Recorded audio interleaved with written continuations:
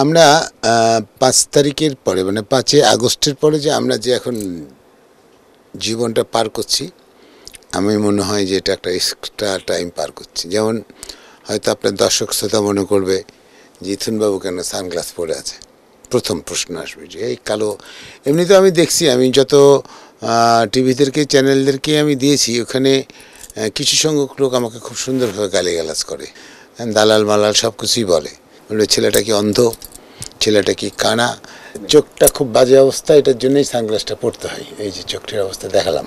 তো যারা গালি দেন মা বোন না দিলেই ভাল লাগবে। সেই সময়ে আপনার জীবনযাপন কেমন ছিল? এবং আমরা কিন্তু আপনাকে মাঝে মাঝে শাহবাগেও দেখেছি। ১ আগস্ট মনে হয় আমরা ছিলাম হচ্ছে ইয়েতে, রামপুরাতে।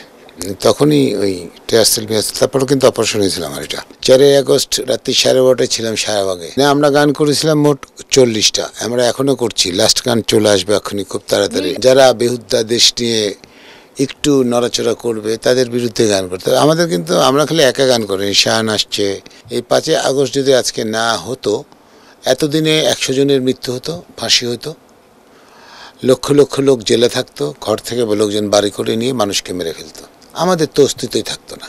প্রশাসনিকভাবে আপনার পরে চাপ কেমন ছিল? আমরা ৩৩টা বাড়ি চেঞ্জ করছি খালি মৌসুমীর।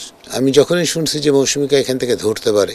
জাসাসের বাকি যে সঙ্গীত শিল্পী বা অন্যান্য শিল্পীরা, তারা কোথায় ছিল? তারা কেন এই আন্দোলনের সম্মুখ সারিতে আসেননি? তারা কেন আসেনি, যেমন আমরা রুকসারকে ডাকছিলাম, রুকসার আসেনি তার নিজস্ব ব্যক্তিগত কারণে।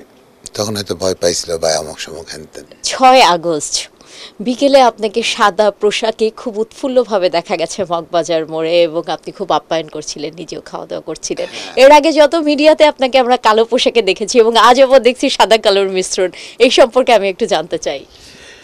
আসলে আনন্দটা ছিল অন্যরকম। যে ৫ই আগস্ট সকালবেলায় আমরা যখন ৪ আগস্ট রাত্রির বেলায় শাহবাগের মোড়ে ছিলাম, তো অনেক ছাত্রছাত্রীদের মাঝে আমি গান গাচ্ছি, আপনাদের অনেক টেলিভিশন আমাদের কাছ থেকে সাক্ষাৎকার নিচ্ছে, ইয়ে করছে। তো রাত্রি তখন 12:30 বাজে।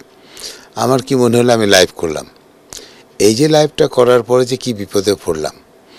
বাসা থেকে ভাই বোন আত্মীয় স্বজন এখান থেকে সেখান থেকে সব তো ফোন শুরু করছে। আমি তো ফোন খুলেছিলাম না, কোনোদিনই খুলেছিলাম না। কেন মনে হলো ফোন নিয়ে যাব, খুলে ফেলবো, যে আছে কপালে দেখা যাবে।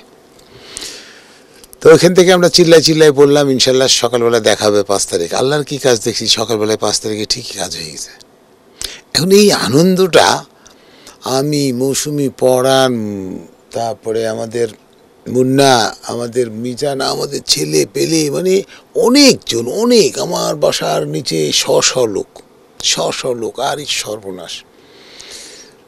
এই আনন্দটা আসলে বলে বোঝানো যাবে না। সাদা ড্রেসের আনন্দ ছিল যে আমি আসলে উন্মুক্ত হলাম, পায়রা হলাম, মুক্তি পেলাম। মনে হচ্ছে মৃত্যুর হাত থেকে বেঁচে আসলাম। যেখানে মানুষকে গুম করা হয়, খুন করা হয়, আয়না ঘরে রাখা হয়, লাশ এখানে পাওয়া যায় না, মামলা হামলা।